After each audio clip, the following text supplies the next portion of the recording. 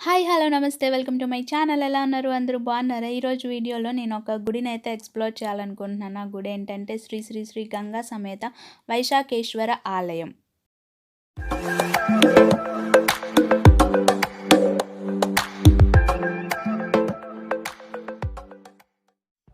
శ్రీ శ్రీ శ్రీ గంగా సమేత వైశాఖేశ్వర ఆలయం కొత్తగా కట్టారు అండి. ఇది బీచ్ రోడ్‌లో ఉంది. ఇంకా కరెక్ట్‌గా చెప్పాలి అంటే మనకి నావెల్ అపార్ట్మెంట్స్ ఫ్రంట్ అన్నమాట. ఫ్రంట్‌లో బీచ్‌లో కట్టారు. ఇది చాలా బాగా కట్టారు అండి.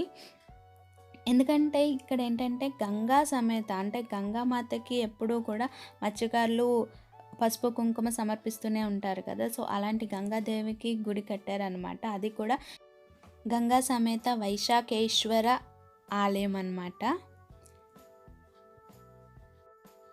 సో, ముఖద్వారం అది. సో, దాంట్లో నుంచి లోపలికి వచ్చాక మనకి గోపురం మీద చూడండి ఇక్కడ శివుడు, పార్వతీదేవి, అలాగే వినాయకుడు, అటువైపు కుమారస్వామి దర్శనం అనమాట.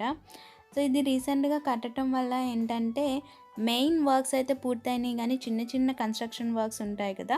సో, అవి చేస్తున్నారు. అందులో మేము కొంచెం లేట్‌గా వెళ్ళాము. సో, ఆ వర్క్స్ అయితే స్టార్ట్ అయిపోయినాయి. కానీ చాలా చాలా బావుందండి. విశాలమైన ప్రాంగణంలో చాలా బాగా కట్టారు. నాకు మాత్రం చాలా నచ్చింది. ఎంతైనా మా గుడే కదా! సో, ఇక్కడ కలర్‌ఫుల్‌గా ఇక్కడ చూసారా మత్స్య పారిశ్రామికుల సంక్షేమ సంఘం అని చెప్పి ఇక్కడేంటంటే దీపం వెలిగిస్తారంట. నేను ఇదే ఫస్ట్ టైమ్ రావటం. ఇది మెయిన్ ఎంట్రన్స్. అక్కడ చూసారా నావే అపార్ట్మెంట్స్ కనిపిస్తున్నాయి. దాని ఫ్రంటే మెయిన్ గేట్ ఆపోజిట్‌లోనే మనకి ఈ గుడి అయితే ఉంటుంది. సో, చూసారా ఇక్కడ చూడండి ఇక్కడ ప్రహరీ గోడలో కూడా అలలు వస్తున్నట్టు. ఎందుకంటే ఎంతైనా గంగాదేవి గుడి కాబట్టి. సో, ఇక్కడ బీచ్‌లోకి వెళ్ళడానికి చిన్న గేట్ అయితే పెట్టారనమాట. చుట్టూ బీచ్, సముద్రం చూడండి. చాలా బావుంది గుడి మాత్రం. సో, ఇలా ఉంది. సో, ఇక్కడేంటంటే గంగాదేవికి డైరెక్ట్‌గా మనమే మన చేతులతో ఇక్కడ పసుపు, కుంకుమ అలాగే టెంకాయ కూడా ఇక్కడే మనం సమర్పించుకోవచ్చన్నమాట. సో, ఇలా మేము పూజ అన్నది కంప్లీట్ చేసుకున్నాక లోపలికైతే వెళ్ళాము. రీసెంట్‌గానే గణపతిని కూడా ప్రతిష్ఠించారట. సో, గుడి లోపలికి వెళ్ళగానే మనకేంటంటే లెఫ్ట్ సైడు ఈశ్వరుడు, అలాగే రైట్ సైడు వినాయకుడు కనిపిస్తారు మనకి. సో, ఇక్కడేంటంటే అక్కడ ఈశ్వరుడి దగ్గర కొంచెం కన్‌స్ట్రక్షన్ వర్క్ అయితే జరుగుతుంది. అందుకని మీకు నేను చూపించలేదు. లాస్ట్‌లో నేను పిక్ అయితే యాడ్ చేస్తాను. సో, ఒక 1 వీక్ బ్యాక్ మనకి ఇక్కడ వినాయకుడిని కూడా ప్రతిష్ఠించారనమాట. ఎందుకంటే ఇది వైశాఖేశ్వర ఆలయం కాబట్టి గంగాదేవి సమేతంగా మనకి శివుడు దర్శనం అయితే ఇస్తారు ఈ గుడిలో. చాలా బాగుంది అండి గుడి మాత్రం.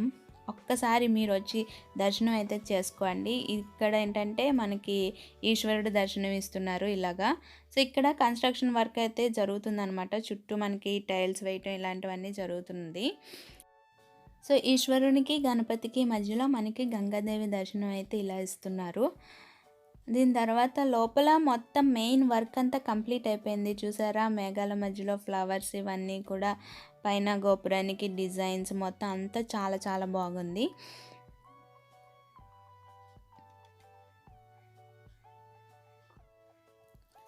సో, బయట వచ్చిన తర్వాత గుడి చుట్టూ ఇలా మనకి విష్ణుమూర్తి అవతారాలు, అలాగే నెక్స్ట్ మనకి కొన్ని అమ్మవార్ల దర్శనం అయితే కనిపిస్తుంది. సో, చూసొచ్చేద్దాం ఒకసారి.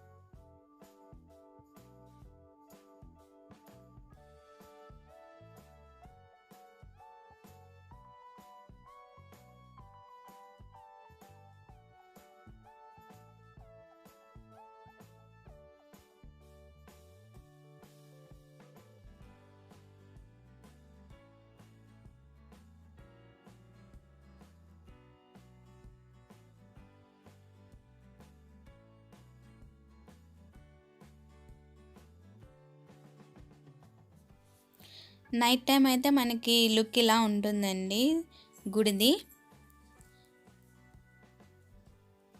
చూస్తున్నారు కదా.